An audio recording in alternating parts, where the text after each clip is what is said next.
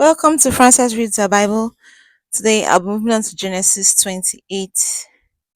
So, Genesis chapter 28 is about Jacob's leaving. So, Isaac called Jacob, greeted him, and told him, "Don't marry a Canaanite. Go instead to Mesopotamia, to the home of your grandfather Bethuel, and marry one of the young women there, one of your Uncle Laban's daughters."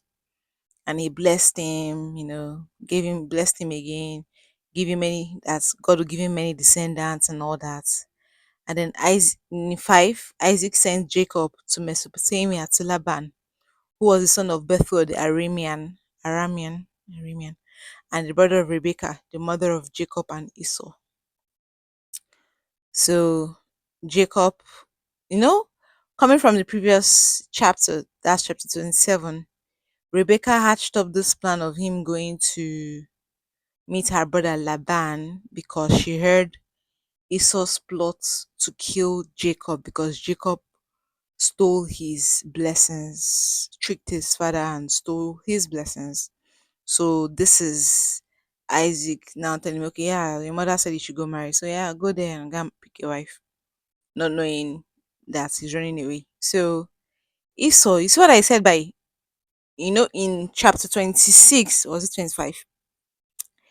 The Bible said that Esau married two women from there, two Hittites, and those women made the lives of Isaac and Rebecca hell, made their lives very difficult. I don't think okay, let's go on. So Esau learned that Isaac had blessed Jacob and sent him away to Mesopotamia to find a wife. He also learned that when Isaac blessed him, he commanded him not to marry a Canaanite woman. That's a woman from there. So in verse 8 it says Esau then understood that his father Isaac did not approve of Canaanite women, and he'd married two of them. See what I'm saying?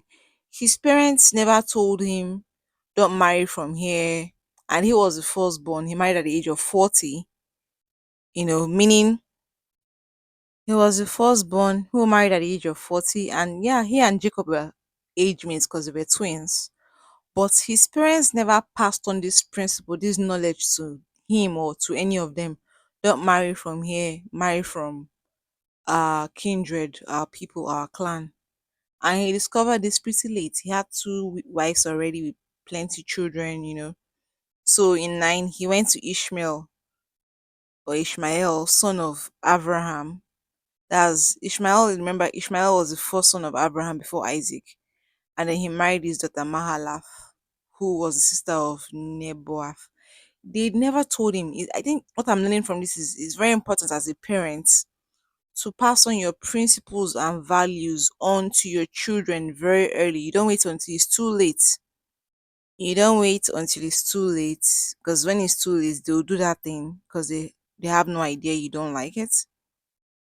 And then you have no one else to blame but yourself. It's like being a Christian and not inculcating Christian principles and letting your children know how to love God, how to pray, and all those things, giving them good moral upbringing. And then they go out and they mix up with people and they do something else. They're like, "But I trained you as a child of God." You only took them to church, but you never spoke to them about Christianity, about God, about doing the right thing, about what the Bible is talking about. You need to them to church every Sunday, every day of the week. But you as a parent never sat down and spoke to that child. So you see, Esau was not to blame for marrying the Hittites that he did. His parents never told him, and those Hittites turned out to be terrible.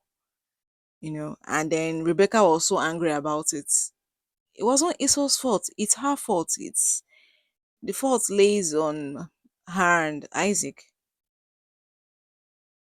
I can only imagine how Esau felt when he discovered that his parents never liked them marrying from that place, and he'd married two.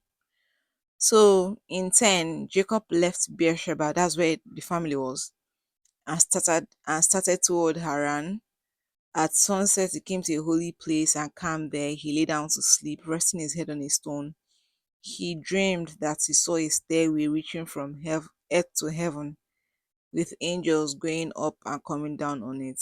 And there was the Lord standing beside him.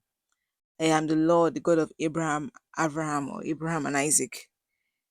And the same God made the same blessings, gave him the same blessings. I will do this, I will do that, I'll give you so much descendants. God is a good God. God didn't, come to bless Jacob because of Jacob, but because he had a covenant with Abraham, and the blessing of the first son, which Isaac gave, had been transferred to Jacob, which was why God appeared to Jacob, not because God chose Jacob. Jacob was a thief, he was a liar, Jacob was a thief, a liar, a trickster, he hated his brother. But because of the covenant of Abraham with God, not because of Jacob. See, he said, I am the Lord, the God of Abraham and Isaac.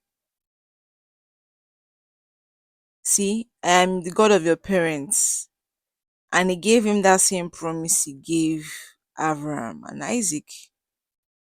This blessing, this revelation could have been, or meeting with God could have been for Esau if Jacob hadn't done what he did. But humans have free will, so the will, as in the blessings, had been transferred to Jacob. So God went with it, so. And God made him the same promise. God remembered his promise to his covenant with Abraham and with Isaac. And since this is the person who is going to bear the bloodline, who is going to be the leader of the bloodline, you know, he came to him and he had a revelation, a dream. So in 16, remember, what I think what's important is God didn't just make that covenant with Abraham and just left it there. But he had to come, with each head of the family. He had to come renew that covenant and tell them about the covenant and say, I am going to do it with you and with your descendants. I'm still going to keep it. So Jacob woke up and said, Lord is here, he's in this place, and I didn't know it. I can't imagine, just sleeping and you just the same place you are, angels going, walking up and down as into heaven from the earth, just where you lay. That's something. So in 18, he got up early the next morning, took the stone that was under his head and set it up as a memorial. Then he poured olive oil on it, dedicated to God. He named the place Bethel. Bethel means the house of God or the house of the Lord. Then Jacob made a vow to the Lord, if you will be with me and protect me on the journey I am making and give me food and clothing, and if I return safely to my father's home, then you will be my God. This memorial stone which I have set up will be the place where you are worshipped, and I will give you a tenth of everything you give me. You know, he's making his promise to God. Some people are like, oh yeah, this is a tight, another tight place. This was not a law, it was not a command.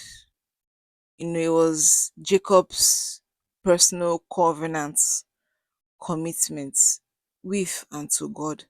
I think one thing to note is, even though God made that covenant with Abraham, everyone had to agree. God had told him, do this and do that. There were conditions attached. Worship me, love me, do this, do that, and I will bless you. And I think one thing I'm learning from it was a partnership. Even though there's a word, a prophecy, there's always a part you have to play. And see now Jacob is saying, okay, yeah, if you do this for me, I'm also going to do this. I'm going to come into agreement with it. If this happens, then yes, I will. Jacob also had a choice to say, you know what, even though my parents worshipped you, I'm not interested. I'm not going to worship you. I don't care. That's my parents, not me. Bye. You know, who knows what would have, maybe God would have skipped him and moved on to the next generation, but Jacob had a choice. Loving God, worshiping God, that's what I'm learning from this, is a choice. It is a covenant, a contract, agreement with God, a word, a prophecy. There has to be a part you play. It doesn't just happen, you know. You play your own part too. You play a part in coming to agreement. It could be your faith, yes, I agree. or something God has said. I think that's what I'm learning from this.